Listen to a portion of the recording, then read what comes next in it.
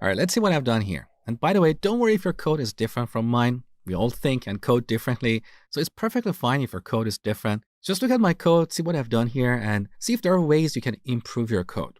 That's what matters, okay? So here in our main method, first I've declared two final variables or constants. The first one is month in year, which I've set to 12, and the second one is percent, which I've set to 100. The reason I declared this constants is that I didn't want to have magic numbers in this code. So over here, where we calculate the monthly interest, we get the annual interest and divide it by percent and then months in year. This code is very self-explanatory. Someone else reading this code will have no problem understanding what's going on here. In contrast, if you had a magic number here, like divide by 12 and then 4, whatever, someone else reading this code would wonder, what is this 4 doing here? What is 12? Now, it's quite obvious to you that 12 is the number of months in a year, but trust me, sometimes other people cannot see this straight away. So, as a best practice, avoid magic numbers in your code. Always use constants or final variables to describe them. So, let's revert this back. All right. So, after declaring this constants, I have created this scanner object. Here we ask the first question, principal, and we read the answer as an integer. I thought integer is a good data type for storing the principal. Because short is not enough, with short we can store a maximum of $32,000.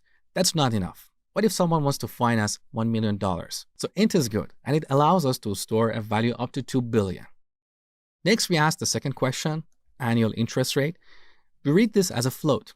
Here I could use double, but the interest rate is a small number, so float is sufficient for that. We don't really need double. So we get the annual interest, and then based on that, we calculate the monthly interest. Also, see how I have named my variables? All variables have a proper, meaningful names. There are no magic words here like MI as in short for monthly interest or M1 or M2. Do not use magic names for your variables. Always use meaningful and descriptive names. All right. Next, we get the period. We read this as a byte because the maximum number we want to support is 30.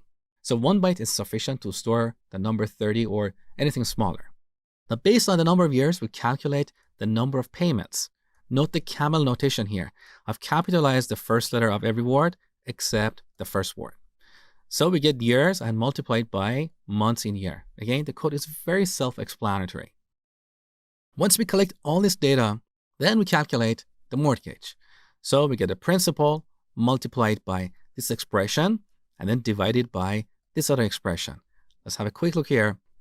Now, this looks a little bit complicated. So if you want to download my source code, look below this video. I've attached it for you to download. And finally, after we calculate the mortgage, we use the number format class to format this value as a currency. So we get the result, store it in this string, mortgage formatted, and print it over here.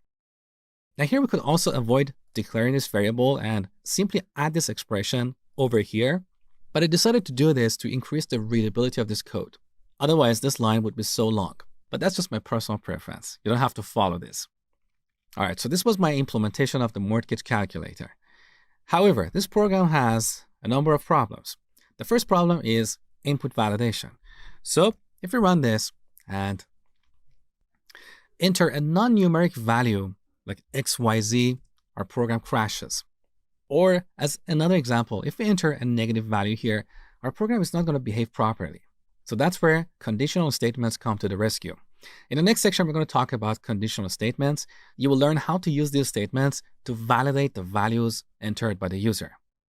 So that brings us to the end of this section. I hope you learned a lot and thank you for watching.